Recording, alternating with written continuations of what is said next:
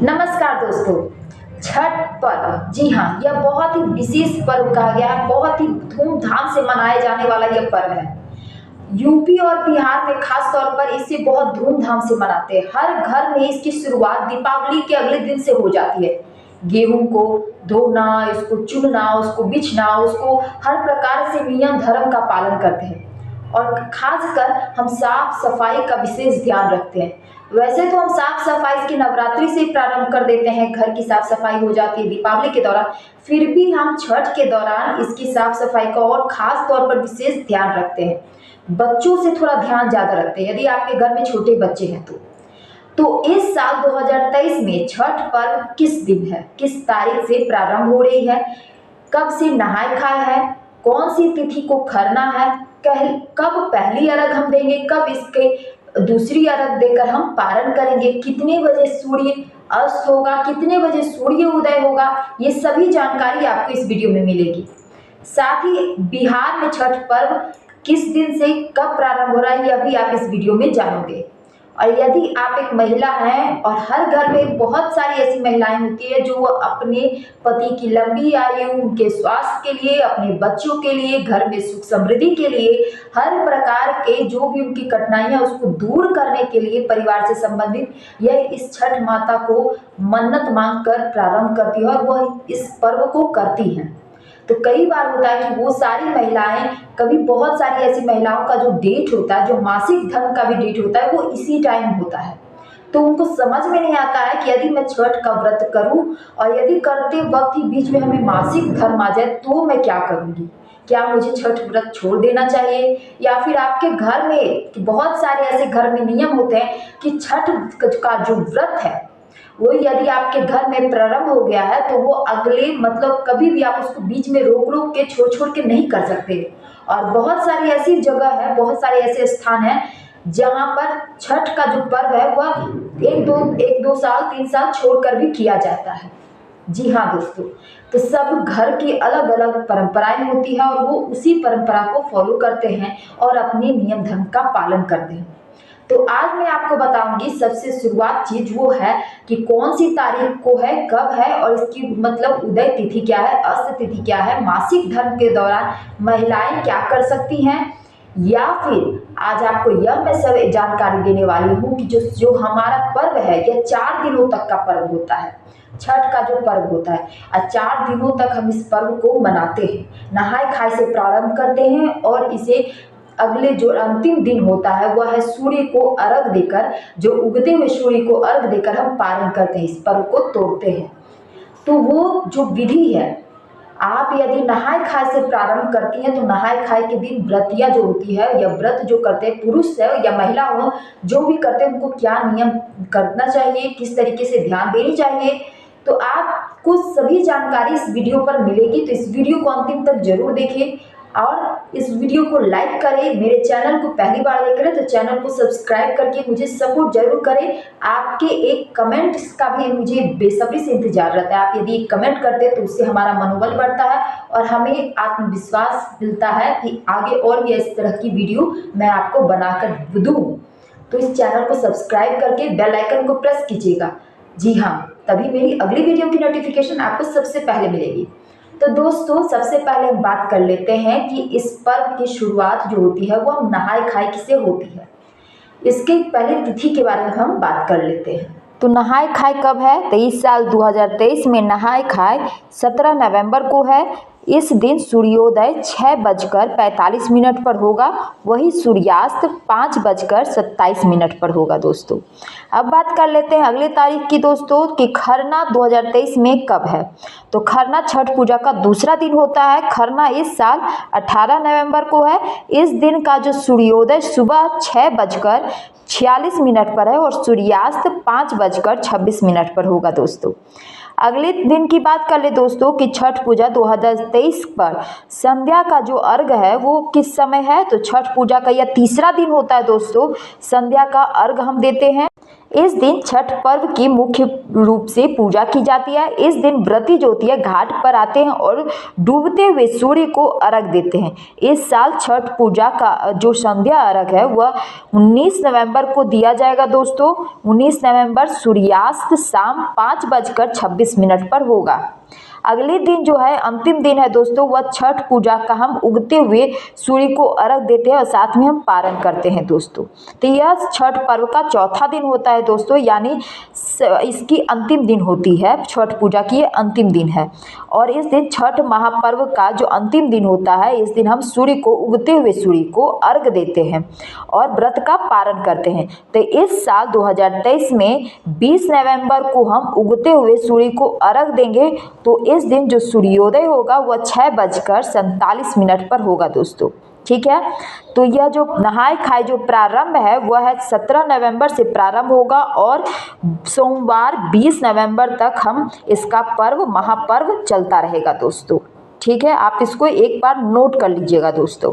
तो दोस्तों ये सभी जो मैंने आपको तिथियां बताई है यह आप नोट कर लीजिए, क्योंकि यदि आपके घर में छठ पर्व होता है तो ये तिथियां आपको याद होनी चाहिए कि किस दिन हमें कौन से व्रत का करना है, किस तरीके से करनी है।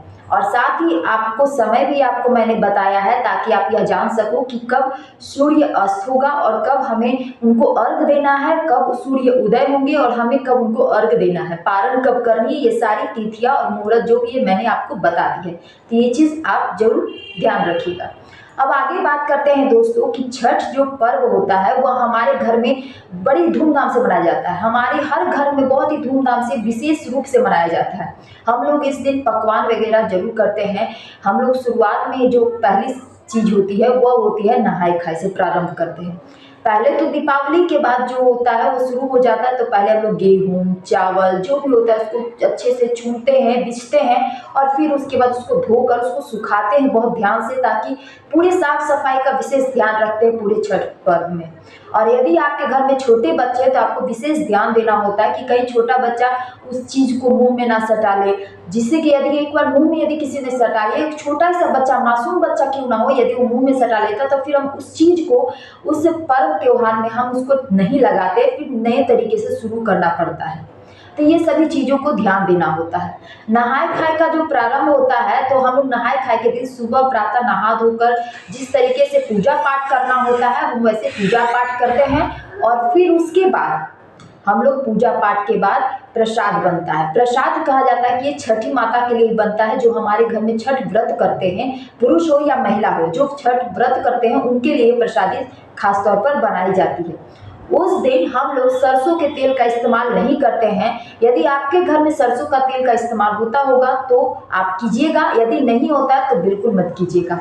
उस दिन खास तौर पर हम लोग घी या फिर सूरजमुखी का तेल या फिर किसी भी तरह प्रकार का जो आप तेल का इस्तेमाल करते हो वो उसमें हम वो छठ व्रत का प्रसाद बनाते हैं, जिसको कि शुरुआती दिन में हम बनाते हैं, उसको प्रसादी के रूप में ही हम लेते हैं। जी हाँ, उस दिन हम पहले कद्दू का बड़ा विशेष महत्व होता है छठ व्रत के दौरान। कोई मन्नत मांगता है तो कद्दू छठी माता को अर्पण करता है, चढ़ाता है। और यदि कोई उस दिन नहीं भी चढ़ाना चाहता है फिर भी उसको कद्दू नहीं खानी चाहिए जब छठ व्रत आपके घर में हो रहा होता है तो, क्योंकि हम उसको सबसे पहले नहाय खाए के दिन ही करते हैं।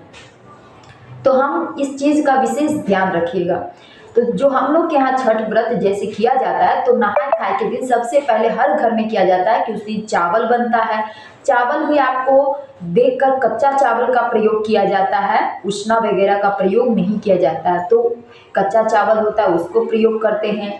साथ ही हम लोग यहाँ पर दाल बनाते हैं, तो इस दिन हम लोग कोई और दाल नहीं बनाते, मसूर का दाल तो बिल्कुल नहीं बनाते, वो छूत माना जाता है। हम लोग इस दिन जो दाल बनाते हैं वह होता है चना का दाल। चना का दाल मुख्य तौर पर जरूर बनता है उस दिन। और प्रसादी के रूप में साथ में हम कद्दू का सब्जी बनाते हैं, बचका वगैरह जो भी आपके घर में परंपरा है उस तरीके से हम बनाते हैं। और जो छठ का व्रत की हुई है, महिला हो या पुरुष हो, वो प्रारंभ सुबह उठकर प्रातःकाल अपने जिस तरीके से उनका रूटीन है वो फॉलो करते हैं, नहाते धोते हैं, पूजा पाठ करते हैं, मंदिर में पूजा पाठ करते हैं। उसके बाद उनके सामने वो थाली सबसे पहले परोसा जाता है जो हमारे घर में बनाई जाती है और वो उसको खाते हैं और खाने के बाद सबसे पहले एक काम करते हैं कि वो खाने से पहले भी जो छठ व्रत कर रही हैं वो अग्रासन निकालते। जी हाँ, वो अग्रासन मतलब सब कुछ में से थोड़ा थोड़ा थोड़ा थोड़ा निकाल कर पहले रखा जाता है बाहर। वो यदि आपके घर में छोटे बच्चे हैं तो उनको दिया जाता है, और यदि आपके घर में छोटे से बच्चे नहीं हैं तो वो गाय को दिया जाता है। और गाय भी यदि नहीं आपके आसपास है तो वो बाहर निकालकर पक्षियों को दिया जाता है अग्रासन। उसके बाद ही वह ग्रहण करती हैं, और वो जो ग्रहण करते हैं उसमें फिर थोड़ा सा थाली में बचा कर रखते हैं, ताकि उनके जो भी वो खाए उसके जूठन में से उनमें से थोड़ा थोड़ा पूरा घर का परिवार थोड़ा थोड़ा प्रसादी के रूप में लेता है, खाता है। और हम लोग उस दिन छठी माता को प्रणाम करते हैं। हमारे यहाँ जो परंपराएं हैं वो शुरू से चलते आ रही हैं, तो जो आपके घर में ध्यान रखिएगा परंपरा है वही परंपरा आप फॉलो कीजिएगा, ठीक है। तो इस प्रकार हम लोग नहाए खाए से प्रारंभ करते हैं। आप अगली बात करते हैं दोस्तों कि सबसे पहली बात कि जो बहुत सारी महिलाएं जो है उसी समय उनका डेट रहता है, मासिक धर्म रहता है, तो उनको लगता है कि क्या करें। तो बहुत सारी महिलाएं हैं कि उनका मासिक धर्म आने से पहले उनको पता होता है कि मेरा आने वाला है, तो उसके लिए कोई ना कोई उपाय सोचती हैं। बहुत लोग आज टैबलेट का यूज़ करती है कि टैबलेट खा लेती हैं फिर उस समय ताकि उनका मासिक धर्म रुक जाए कुछ दिनों के लिए, वो छठ का व्रत पूरे विधि विधान से और साफ सुथरे तरीके से कर सके। क्योंकि मासिक धर्म में कभी भी पूजा पाठ का हम लोग को परमिशन नहीं रहता, अलाउ नहीं किया जाता है कि आप मासिक धर्म के दौरान आप पूजा पाठ करें। आप मंदिर में प्रवेश करना ही वर्जित कहा जाता है, माना जाता है। तो उस दौरान हम लोग तो छठ माता का व्रत तो ऐसे भी बहुत ज़्यादा होता है, मतलब छोटी छोटी गलतियों को हम माफ़ नहीं करती है माता, तो हमें विशेष ध्यान देनी होती है। तो यदि आपका मासिक धर्म अभी आ चुका है जैसे, तो यदि आपके मासिक धर्म को 4 दिन हो चुके हैं तो 5वें दिन आप नहा धोकर शुद्ध होकर आप सभी तैयारियां जिस प्रकार करती हैं वैसे ही कीजिएगा। बस इस बात का ध्यान रखिएगा कि यदि आपका अभी भी थोड़ा थोड़ा मासिक धर्म आ रहा है तो आप अर्घ या पूजा पाठ नहीं कीजिएगा। आप अपने परिवार में से किसी को कहिएगा, वो आपके बदले अर्घ दे देंगे और पूजा पाठ कर देंगे, ठीक है। आपके पति हैं तो आप कीजिएगा, क्योंकि छठ का जो पर्व है वो अकेले किसी से संभव नहीं होता है। किसी न किसी को एक होता है, घर में सदस्य होना ही चाहिए ताकि आप छठ का व्रत अच्छे से कर सको। ये अकेले संभव बिल्कुल नहीं है, चाहे आपके पति आपके लिए रहे या फिर आपके घर में सासू माँ है, ननद है, बहन है, भाभी है, जो भी है उनके साथ आपको जरूर करनी चाहिए, ठीक है। संभव एक से नहीं होता है, बहुत बहुत सारे काम इसमें होते हैं। साथ ही दोस्तों, यदि आपका मासिक धर्म आया अभी 4थे दिन ही हुए हैं और फिर भी आपको लग रहा है कि नहीं अब वो छूट चुका है पूरी तरह से, 4 ही दिन हुआ है और पूरी तरह से छूट गया है, मतलब बिल्कुल नहीं है, तो आप अच्छे से नहा धोकर बाल धोकर अच्छे से स्वस्थ होकर आप पूजा भी कर सकती हैं, अर्घ भी दे सकती हैं। जैसे ही आप नियमित जिस तरीके से करती हैं उस तरीके से आप पूजा पाठ और सब कुछ कर सकती है छठ माता का, इसमें कोई मनाही नहीं है। बाकी यदि एक चीज़ आपसे मैं बार बार कहती हूँ कि यदि आपके घर में जो परंपरा है, जो रीति रिवाज है, उसको जरूर देखिएगा। हर घर के परंपरा रीति रिवाज अलग होते हैं, तो वही है कि आपके घर में कैसे रीति रिवाज हैं, किस प्रकार क्या चीज़ बनाई जाती है, कौन से तेल में बनाई जाती है, यह अपने बड़े बुजुर्ग से जरूर जान लीजिएगा, अपनी सासू माँ से जान लीजिएगा, या फिर आप जिनसे आपके घर में जो भी जानते हैं इस बारे में उनसे जरूर एक बार पूछ लीजिएगा, तभी आप उसी प्रकार कीजिएगा। यदि आपको मेरी यह वीडियो अच्छी लगी है तो इस वीडियो को लाइक कीजिएगा। मेरे चैनल को पहली बार देखे तो चैनल को सब्सक्राइब जरूर कीजिएगा दोस्तों। आपके सब्सक्राइब से, आपके कमेंट से, आपके एक लाइक से मेरा मनोबल बढ़ता है और मुझे और भी वीडियो बनाने का प्रोत्साहन मिलता है। तो दोस्तों, और यदि आपको कोई भी प्रश्न हो, कोई भी तरह का आपको लग रहा हो तो आप निसंकोच आप हमसे कमेंट में पूछिए और मैं आपको आंसर रिप्लाई जरूर से जरूर करूँगी दोस्तों। तो मिलते हैं ऐसे अगले नेक्स्ट वीडियो में, तब तक के लिए नमस्ते, जय माता दी।